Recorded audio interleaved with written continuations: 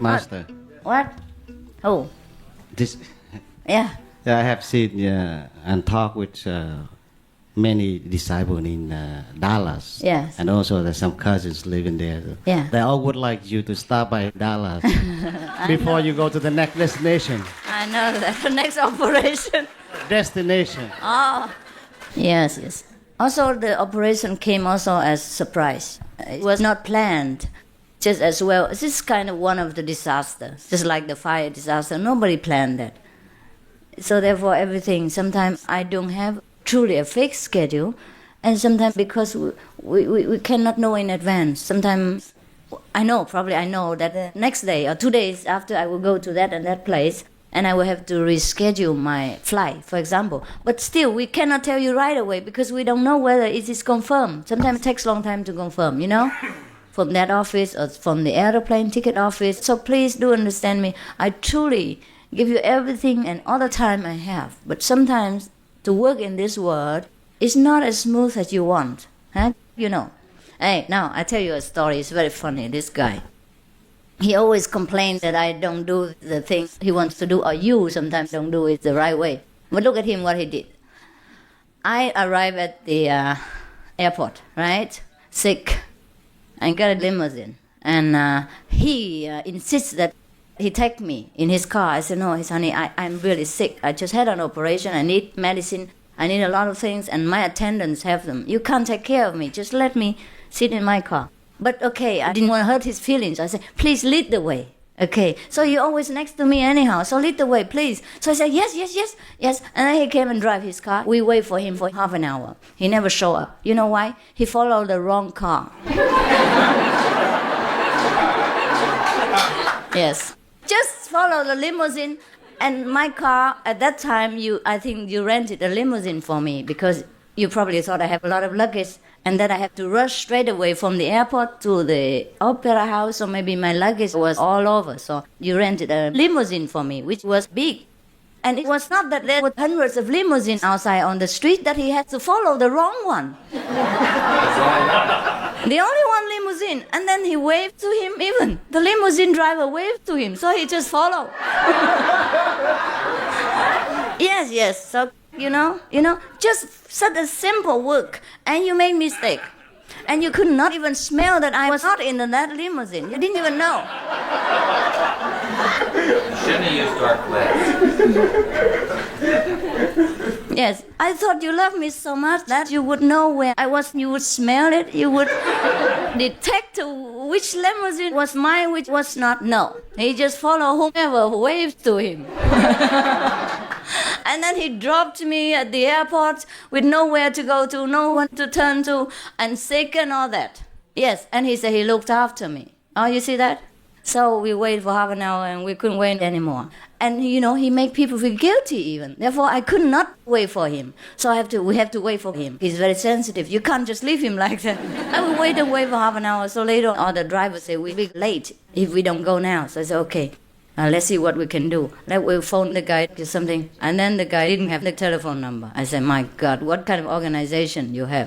You should have walkie-talkies. You should have phones. You should be able to contact each other. That's the way we have to work within cars. You know, we have many cars and that. Nothing done. Okay, fine. And then so I have to let the other car stay there and wait for him. I said, 20 more minutes. If he's not here, you have to go. So that's that. You know what I mean? Even a small thing like that, so simple as following a limousine, you follow the wrong one. So that's a good lesson for you. Next time you don't blame anybody when they cannot work well. Sometimes it's not our fault. This world is full of tricks and I don't know why. When you want to do this, it becomes like that. It's not so?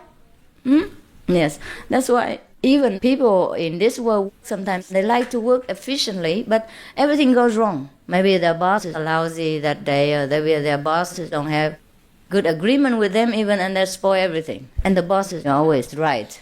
Oh, not always right, but he's always the boss. Sometimes it's difficult to work. Okay, that's what it is. Even you're all my bosses. And you always make trouble for me. All right, now, everyone understands, I hope. And next time, don't give the contact person hard time too much. I know some of you do. In Vietnam also. In Vietnam, I tell you so many things, problems. In Vietnam, we sometimes have initiation, right? I send people home as request. Sometimes thousands of people waiting there. So we have to send some people to give initiation in Vietnam. And then the contact person, they are not always make it public. Of course, yeah? So she contacted one by one. And if you're not home, you missed it. And after that missed person learned that the initiation was over and the representative had gone elsewhere, oh, she cursed that contact person. How much money did you get from master that you keep everything secret from me? Do you want some money or what? Do I have to give you some money for you to contact me so I can have initiation? You know how many months I have waited now and all this. Why don't you let me know and all that? And you know what it's like in Vietnam. Not everyone has telephone number. And not always you can talk openly on the telephone. And not always you can contact that person, even if she has telephone, right? So it's very difficult. So I thought such kind of person should wait until next time, because we can't wait, we can't make it too noisy. And so the contact person, I must tell you today also, you have to take pity on them. They truly sometimes are innocent. Yeah, they just contact you whenever they can, or whatever news they have, they give you. If they don't have it. Okay? Sometimes I don't want to let them know for my own reason. Yeah? Sometimes I want to do something else before I come to see you. So I don't want to tell you. Or sometimes I'm not sure of the airplane ticket or flight time, or my schedule will change again or not change. Sometimes we have to wait on the telephone, see whatever happens next. So please don't blame the contact person. Yeah, all right? My brother, you understand now? She only knew yesterday. Yes. And she's not the only one that answers the phone. Many people answer the phone and they just talk nonsense. Even sometimes my phone, the center, you know what I mean? I say, hello, can I talk to whom and whom? Oh, she's not here. They say, they don't recognize my voice. I don't want to make big deal anyhow. Sometimes I phone myself to any center. I want to see some person. Because sometimes my secretary or the attendant is busy to do all the phone work. So I phone, we separate the work. Like you phone this one, I phone this one. You take care of this, I take care of this and that. Because otherwise we never have time. I don't take the whole Melody Center with me. I cannot take 200 monks together to work for me here on the road. First, there's no house to house them. Second, it's expensive. And to arrange for 200 people, I might just as well buy an aeroplane. You know what I mean? Private aeroplane. So we have not enough manpower. You see, 3-4 people do video. One does camera, another cooks for us, the whole group, and another is on the telephone day and night, and another does other things, you know what I mean, contacting. I am not the president of United States, that I have the whole airplane for me, and I can take the whole staff from the White House with me. Everything I have to do is by my own power, my own pocket, and everything has to be self-provided. So you don't demand too much from me. I always give, and I never stop giving as long as I have it. But you must understand also my difficulty on the road, yeah? We don't have enough manpower, we don't have enough telephones, sometimes we don't have enough, knowledge of the region, everything, yeah? And you, all the people are working. You are not always available to help me when I need you. I can only rely on some of the monks and nuns who follow me all the time. You understand what I mean? You can only come to me in the evening or weekend or whenever you have a day off. I can't rely on that. And you're not used to working with me. How can I use you? A brand new person just walk in and tell you, now, telephone Mary. And you ask me, what's the telephone number? Then I might just as well do it myself. And whom to contact, what to tell her, things like that. Therefore, we as a small group have to divide the things to work. So now, when sometimes I phone the center myself, any center, to do something, I'll phone some person. And the person there is not a responsible person, not the contact person, right?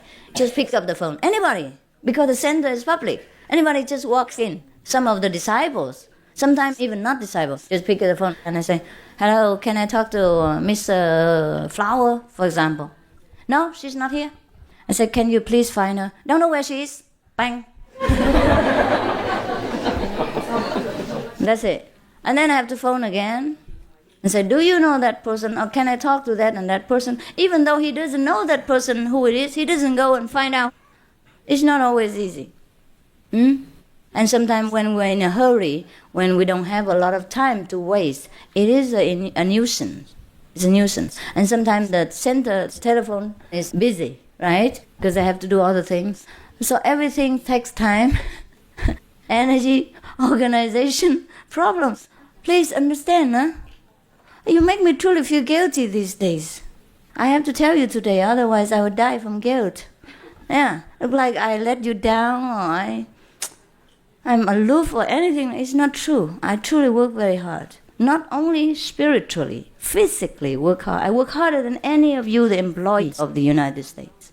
And I have no pay for it. I'm going to think of my salary. How much? Huh? Now you know or not? Yes, okay. I just hope you don't blame the contact person all the time, because it's not always she or he who answers the phone, you know? Because a center is open to the public. Anybody just picks up the phone, and sometimes they are not responsible. They don't know it's urgent. They don't know it's serious. Yeah? Please, understand? Yeah? Okay? Some people just say anything. Yes. And by the way, you did not come to Hawaii to see me. So you talked to them, and they thought it was for my sister's sake, because my sister came to see me, right? But you didn't. So they don't know about it. So it must be a person who doesn't know anything. And sometimes they just want to talk. Yeah, I found out many times like that. So if you pick up the telephone, make sure you know what you're talking about, or you go and find the right person. Don't just answer anything. Just don't hang up the phone on me sometimes, because it could be me.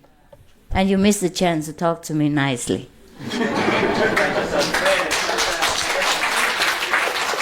Right, they do sometimes, because they don't understand the seriousness of it. They don't mean bad, you know what I mean? People are not always careful about what they do. Yes, they make mistakes, so it's okay. It's nothing intentional.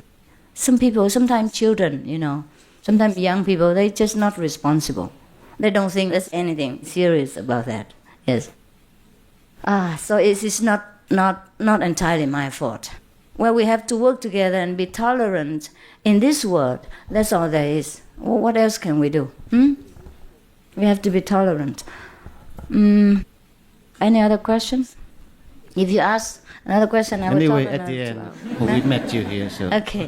I'm very sorry. I'll take you to my house later and make up for it, all right? Thank you. I'll stay with you until midnight or after midnight. Is that enough? Thank you. Okay, fine. After I finish all this, yeah, we can talk together. I'm very sorry. Misunderstanding is bound to happen for all of you. So please, next time think twice, yeah? When something happens, please remember what I tell you today, that everything could go wrong, even with me, right? With me, with my schedule. Because I cannot always say no to people. That's the problem. I could say no. I have all the excuse in the world. I'm sick, I'm tired, I have already booked the flight ticket. But even then I changed, just to benefit the thousands of veterans who had suffered for freedom and righteousness.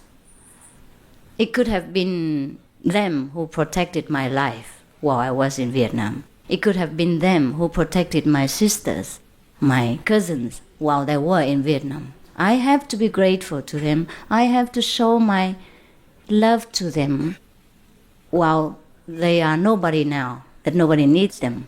Or maybe nobody wants to know them. I have to be there at the cost of my expense, my health, my inconvenience. It is the right course. I don't mind the sacrifice when it's right. That's all.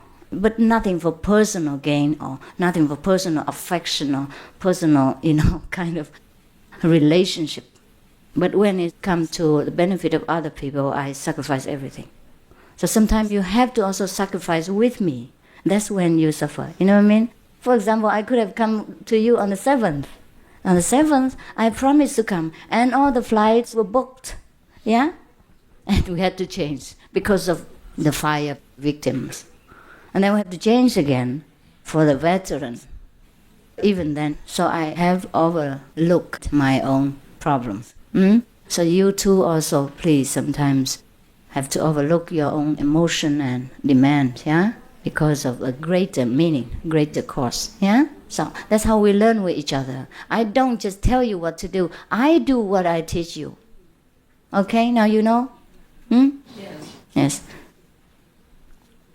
I have all the excuses. to refuse the veterans. Huh? Yes. I just had an operation yesterday. I couldn't even walk. And I attend the meeting. For whom? For whom? And I even offer $200,000. Is that a gain for me? In my health, in my finance, in my anything? No, nothing. Understand? Yes. Really, if I wanted fame for that, I could have gone to Washington, D.C., where 11,000 people congregated, and give $200,000, then I'd be famous. But in L.A., there's only about 1,000 or 2,000 people. A small number. Nobody even noticed. I just slipped the check to the... I signed the promise to... Not the master of the ceremony, just one of the persons, and told him, there's no purpose there, no motive, just to give comfort to the people. Huh? So that's why you had to see me later than I promised. Okay? Now you understand, huh? Yes. Yes.